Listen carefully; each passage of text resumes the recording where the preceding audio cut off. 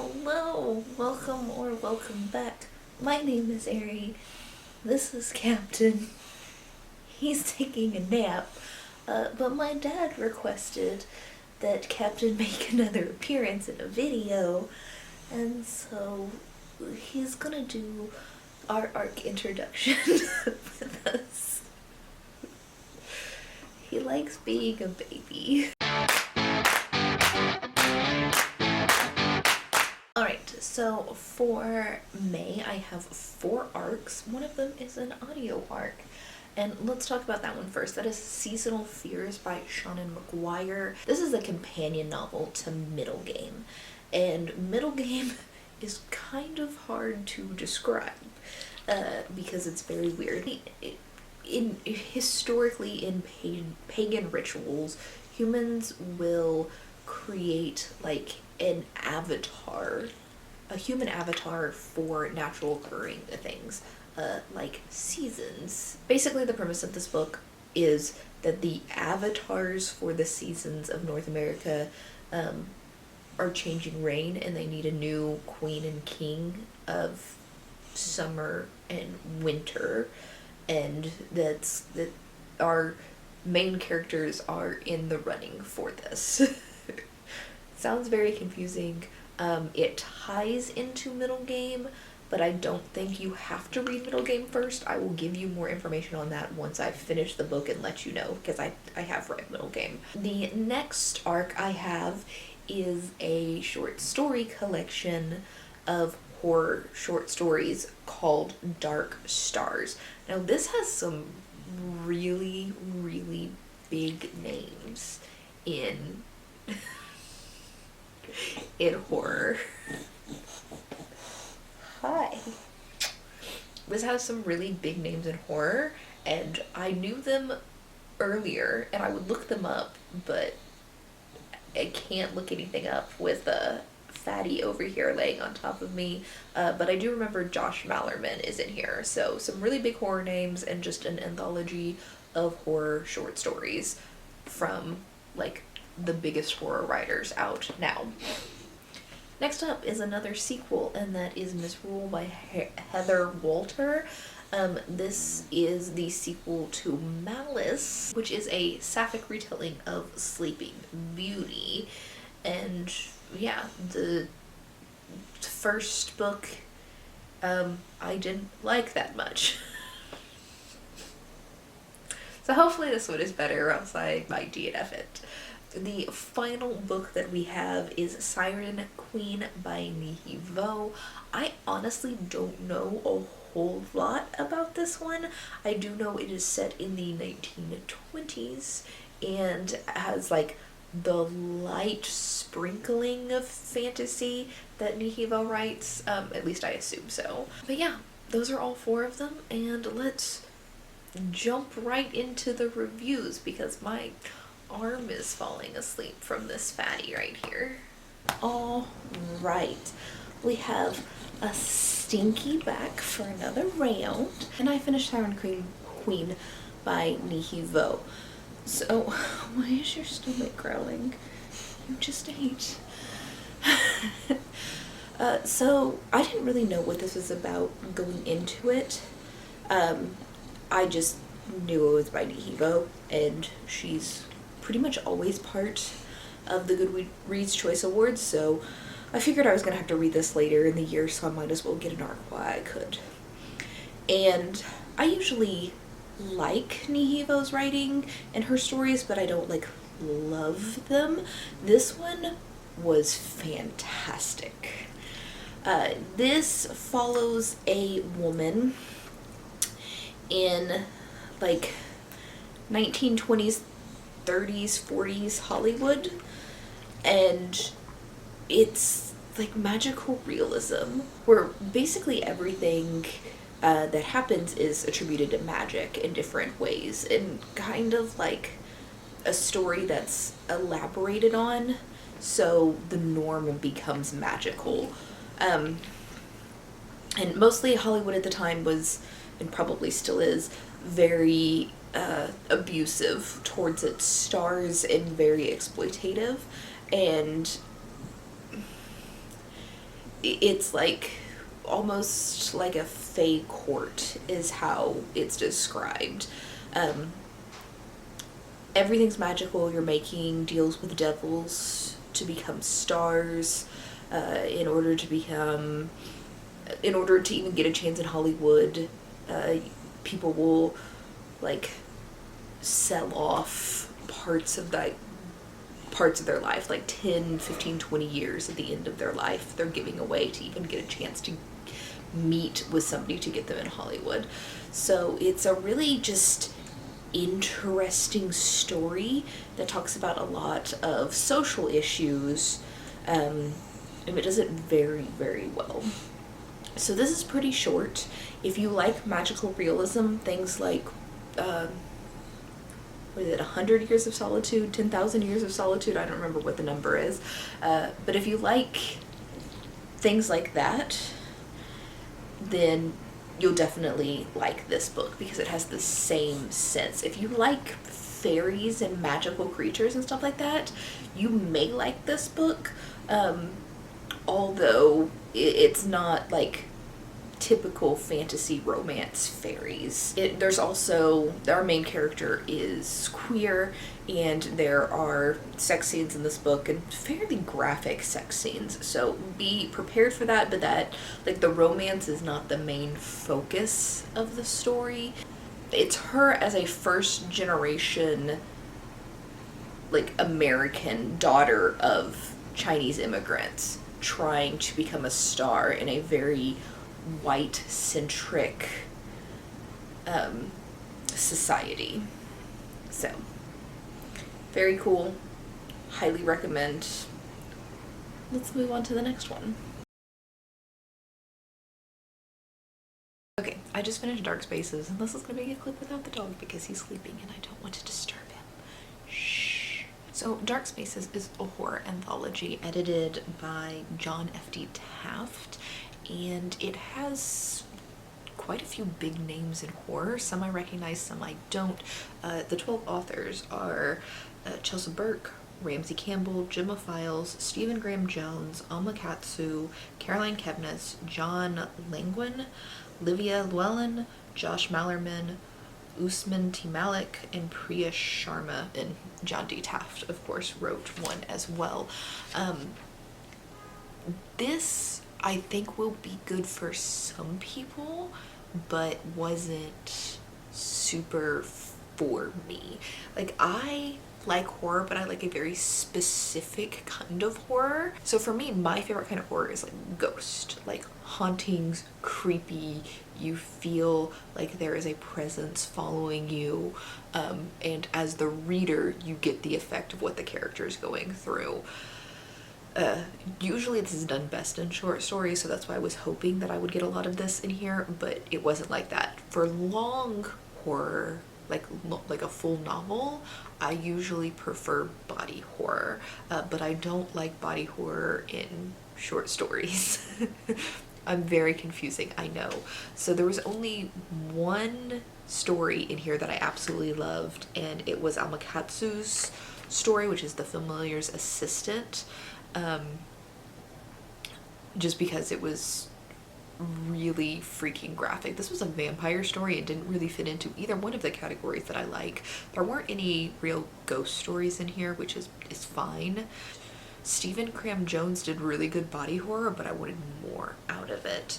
So, so overall, I think that if you want to get into horror and you don't really know what you like, I think reading Dark Stars is a great way to go, because you get a little taste of a lot of different styles of horror and all the different like inter-genre differences that make up horror.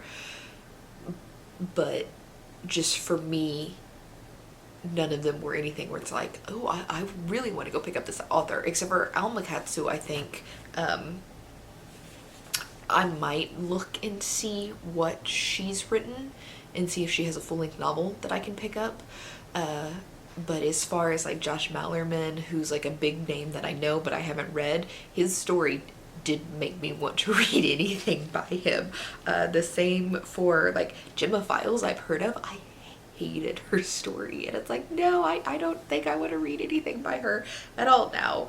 But yeah, it was not bad objectively, it just wasn't for me.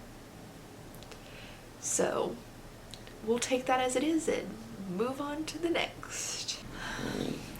All right, let's get pulled in the face. Let's talk about Misrule. This is the sequel to Malice, which I read last year in November for Goodreads Choice Awards and gave a 2-star. I did not like this book at all. Basically, it's a Sleeping Beauty retelling from the perspective of Alice, who is Maleficent, basically. So, in Malice, Alice's character she's like a dark grace, and throughout the book, everybody was like mean to her, and she was very, very bullied and everything like that because of her dark magic and her blood, basically. And she like didn't trust anybody because everybody was mean to her, and there were like a handful of people who she just like trusted against all reason because they were nice to her, and so you knew those people were going to be the bad guys. And the fact that it was just like the only reason she trusts these people is to further the plot, it just wasn't a very good book. So I went into Misrule not expecting a lot because I disliked Malice so much, but Misrule was done so much better. Just so much better than Malice. Hi. She still has some hang-ups, but there isn't just like this, like, obviously this is the person who's going to betray you because this is the only person you trust for no reason whatsoever because you don't trust anybody else. So we didn't really have any of that. It was a little bit more misleading this time, and it did kind of like follow the story of Sleeping Beauty for the most part, but it was retold well. It's like, this is the story of Sleeping Beauty that we know, but this is what really happened. And so you've got like all of the highlights and stuff like that you get through Sleeping Beauty, but from a much different perspective. And it's like, oh, so that happened, but it didn't happen in the way that people say it happened, right? This one I ended up giving a 4-star. I very, very much liked it. I think a lot of people won't like the ending of it. And I don't know how much I'd recommend it because I didn't like the first book at all. And so I can't recommend the first book. But then the second book isn't, like, it's not something you can read by itself. So you have to read the first book in order to read the second book. Basically, I recommend this if you if you read the first book and you liked it or disliked it, I definitely recommend the second book. But if you never read the first book, I don't necessarily recommend picking up the series now. But this is like a consolation prize type of book, basically. So, yeah, it's good. It's not great. But anyway, let's move on to Seasonal Fears, the last book I have in this video. Alright, I'm going to visit my mom for like a week-long vacation tomorrow, so I really, really need to finish this vlog and edit it and get it uploaded and scheduled, so I have content while I'm gone. I don't know if you can tell behind me, but it is very rainy outside, so excuse all of the extra noises and stuff like that. Let me scooch over, make some room. I have finished, finally, Seasonal Fears by Shauna McGuire. Now, this is the companion novel to Middle Game, which kind of means you can read it without having read Middle Game, but it makes more sense if you've read Middle Game. So basically, in this universe, there are people who represent things, like concepts, I guess. And you've had things like that in like pagan religions and history or whatever, but in Middle Game you had Roger and Dodger, who represent language, like spoken language and math, So Roger's language, Dodger's math. And this one, we're following the king and queen of winter and summer. So these are the human manifestations of the season. Now, every continent has their own king and queen, and basically what this is the king and queen of America have died, and there needs to be a new coronation. So we've got I can't remember these kids' names. Hold on. So we've got less atrociously named characters in this book, and we've got Melanie and Harry, and both of them are technically just teenagers, but Melanie is kind of embodies the winter and Harry embodies the summer, and they both have the potential to be the king and queen of the seasons. So they basically are in a contest with a bunch of other people in America to potentially gain crowns. Contrary to what you think it is, this isn't really like a competition type book. The labyrinth part isn't like a huge part of the book, but this is mostly a road trip. Harry and Melanie have known each other since they were little kids, and they've been basically in love with each other since they know what being in love is. Melanie has been a sick child. She has a heart problem, and she's never really expected to live long. And that like plays into the book a lot.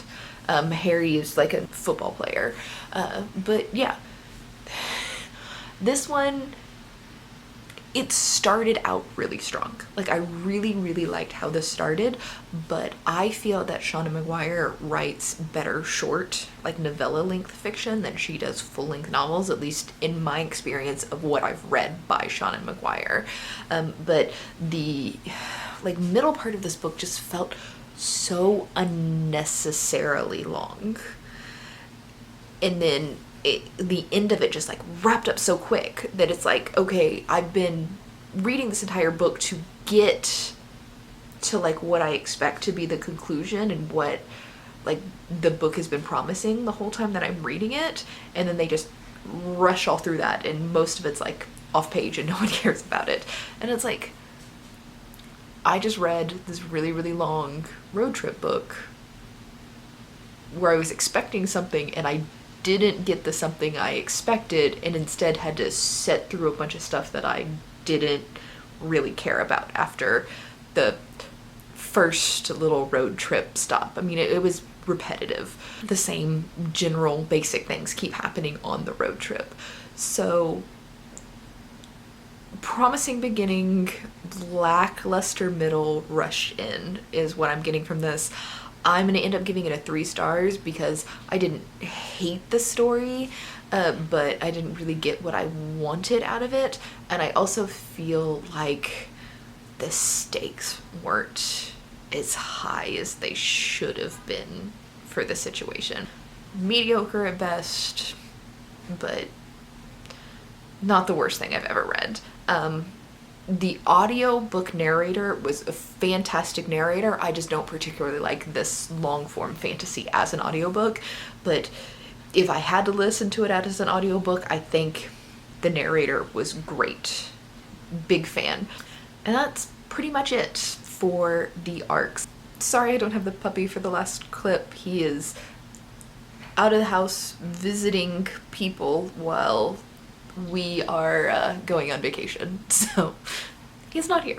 He can't be in the last clip. Anyway, thank you for being here. Let me know down in the comments below what either your favorite new release from May is, or what new release came out in May that you're looking forward to reading. If you don't have anything to share about new releases, but you still want to leave a comment, leave me a clown emoji, because I am a clown for waiting until the last minute to get all of these videos done. Let me tell you, I am like editing 4 videos today, plus trying to pack, plus I went and got my hair cut. So it's a stressful, busy day. Wish me luck getting everything done, and I'll see you in the next video. Bye.